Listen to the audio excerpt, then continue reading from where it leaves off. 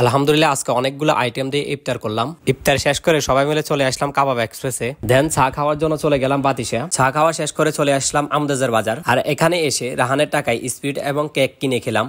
Hi everyone, আসসালামু আলাইকুম। সবাই কেমন আছেন? আশা করছি আলহামদুলিল্লাহ সবাই ভালো আছেন। তো আজকে আমাদের সবাই সৈকতদের বাসায় ইফতারে ইনভিটেশন ছিল। মূলত সৈকত দীর্ঘদিন পর বিদেশ থেকে দেশে আসছে এন্ড সেই সুবাদে আমাদের সবাইকে তার বাসায় ইফতারের ইনভিটেশন করেছে। তাই আমরা সবাই আসর নামাজ শেষ করে একসাথে সবাই মিলে চলে আসলাম তাদের বাসায়। আর এখানে এসে দেখি সৈকতের ফ্যামিলি আমাদের জন্য অধিকাংশ ইফতারের আয়োজন খুব সুন্দরভাবে সাজিয়ে রেখেছে। সাজানো ইফতারগুলো দেখে আমরা সবাই অনেকটাই অবাক হয়ে গেছি, কারণ এখানে ইফতারের অনেকগুলো আইটেম ছিল যা আসলে আমরা কেউই কল্পনাও করিনি। অর্থাৎ আজকের ইফতারের আয়োজনে এতগুলো আইটেম থাকবে সেটা আমরা কেউই ভাবতে পারিনি। বলতে গেলে সৈকত খুব সুন্দর এবং পারফেক্ট একটা ইফতারের আয়োজন করছে। তো যাই হোক, আমরা অনেকজন ছিলাম যার কারণে চিন্তা করলাম টেবিলে বসে খাওয়াটা সম্ভব হবে না। তাই তো সমস্ত কিছু টেবিল থেকে ফ্লোরে নিয়ে সাজানো হচ্ছে। যেখানে রায়হান এবং শাওলা মামা আছে সেখানে আমাদের কোনো কাজই করতে হয় না, নিজ দায়িত্বে তারা কিন্তু সমস্ত কাজ করে ফেলতেছে। মোটামুটি সবকিছু সুন্দরভাবে সাজানো কমপ্লিট হয়ে গেছে। এই যে দেখতে পাচ্ছেন তরমুজ, নুডলস, চিকেন ফ্রাই, আর এদিকে আছে ফ্রেঞ্চ ফ্রাই, আর এই হচ্ছে গিয়ে তরমুজের শরবত, পুদিনা পাতার শরবত, এবং এদিকে আছে বিভিন্ন রকমের ফল যেমন মালটা,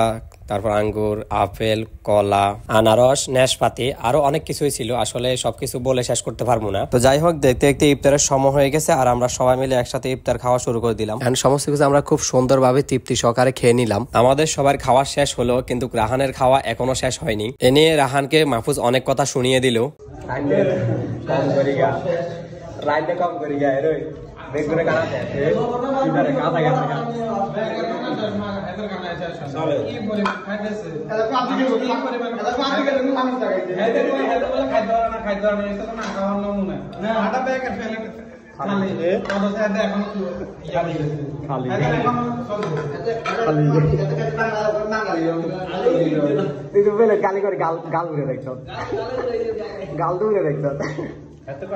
ইফতার শেষ করে সবাই মিলে একসাথে মাগরিব নামাজ আদায় করলাম এবং তারপর আবার চলে আসলো চায়ের আড্ডায়। চা খাওয়া শেষ করে আমরা বেরিয়ে পড়লাম, চলে আসলাম কাবাব এক্সপ্রেসে। এখানে অনেকক্ষণ ঘোরাঘুরি করলাম এবং ছবি তুললাম, অনেক দুষ্টাইম ফাইজলামি করলাম।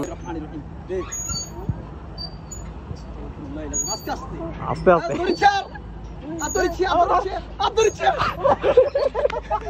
কি রে ডরাইছ তুই? তো আমরা এখন চলে আসলাম বাতিশা। আর বাতিশা এসে এখান থেকেও এক কাপ চা খেয়ে নিলাম। সবাই বলতেছিল এখানে চা নাকি অনেক ভালো হয়, কিন্তু আমার কাছে একদমই ভালো লাগেনি। আর এখানে হচ্ছে গিয়ে আরেক কাহিনী, আসলে রাহানের পকেট থেকে 1 টাকা বের করা অনেক কষ্টকর, কিন্তু আজকে রাহানের টাকায় 6টা স্প্রিট, 3টা কেক কিনে রাহানকে কটে ফেলে দিলাম। এক কথায় রাহানের আজ আর কোনো রক্ষা হলো না।